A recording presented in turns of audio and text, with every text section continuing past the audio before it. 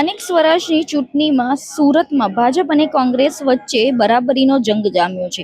કોંગ્રેસના ઉમેદવારોને યેનકેન પ્રકારે ફોર્મ પરત ખેંચાવતા ભાજપની છબી ખરદાઈ રહી હોય તેવું લાગી રહ્યું છે. સ્થાનિક સ્વરાજની આ ચૂંટણીમાં ભાજપને લઈ મતદારોનો નકારાત્મક અભિપ્રાય જોવા મળી રહ્યો છે.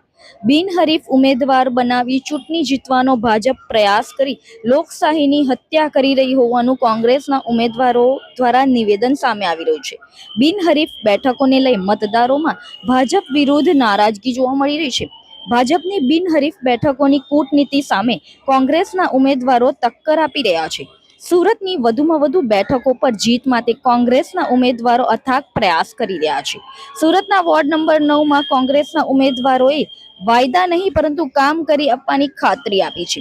વોર્ડ નંબર 9ના મતદારોએ પરિવર્તનની માંગ કરી રહ્યા છે. ખોટા વાયદાઓ નહીં, મતદારોના પ્રશ્નોનો નિકાલ લાવશે તેને જ મત આપીશું તેવું વોર્ડ નંબર 9ના સ્થાનિકો જણાવી રહ્યા છે. મારું નામ ભાવના લહેરીલાલ પવાર, હું વ્યવસાય એડવોકેટ છું. કયા વોર્ડમાંથી છો અને કઈ પાર્ટીના ઉમેદવાર તરીકે આપણે? હું વોર્ડ નંબર 9માંથી નાંદેડ, જહાંગીરાબાદ અને પાલનપુર વોર્ડમાંથી ઊભી રહી છું. જે પ્રકારે આ વર્ષે જે ઇલેક્શન છે તો એમાં કોંગ્રેસ દ્વારા યુવાઓને ટિકિટ આપવામાં આવેલી છે, તો શું યુવાઓ પર કેટલો વિશ્વાસ છે? જે જનતાનો યુવાઓ પર પૂરેપૂરો વિશ્વાસ છે અને કોંગ્રેસ પાર્ટીનો બી યુવાઓ પર પૂરેપૂરો વિશ્વાસ છે.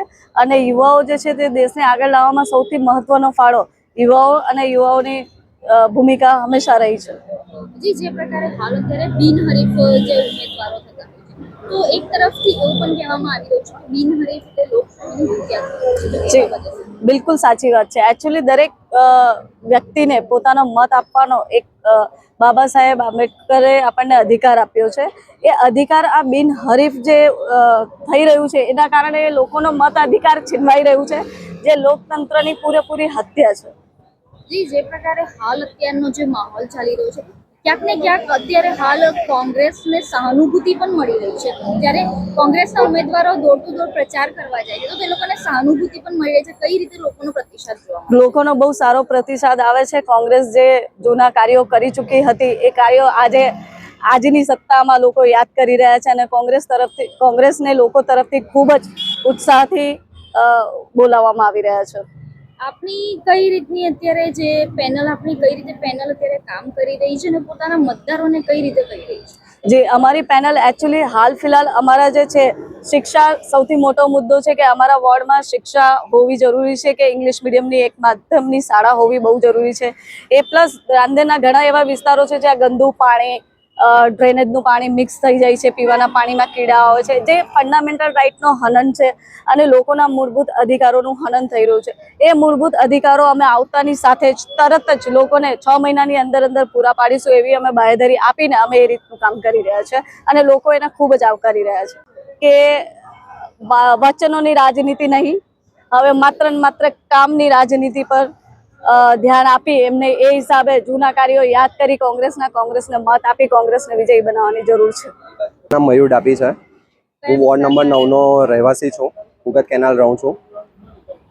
હાલ જે પ્રકારે ચૂંટણી આવી રહી છે તો જે ત્રણેય ત્રિપાર્ટીઓ જંગ જોવા મળી રહ્યો છે તમામ પાર્ટીઓ, તો કઈ રીતે અહીંના સ્થાનિકો શું ઈચ્છા રાખે? સ્થાનિક તરીકે જો હું જોવા જાઉં તો જ્યારે ત્યારે મેટ્રોના કામ ચાલતા હતા તો મારું ધ્યાન એવું રહેતું હતું કે થોડી વારમાં મેટ્રો અહીંયા હોય તો ત્યાંથી પાછો એનો પ્લાન બદલાઈને આમ થઈ જતો હતો. તો એ જે પણ પ્લાન બદલાય છે એની પાછળ જે ટેક્સ લાગ્યો એ તો મારા ઘરમાંથી ગયો, લોકોના ઘરમાંથી ગયો.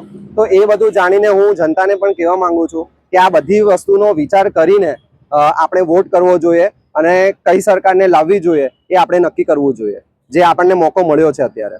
હજી જે પ્રકારે હાલ અત્યારે બિનહરીફ ઉમેદવારો જોવા મળી રહ્યા છે, તો બિનહરીફ ઉમેદવાર થાય તો શું એ લોકશાહીની હત્યા થઈ શકાય કે મતદારોનો જે મત આપવાનો જે અધિકાર છીનવાઈ રહ્યો હોય તેવું લાગે?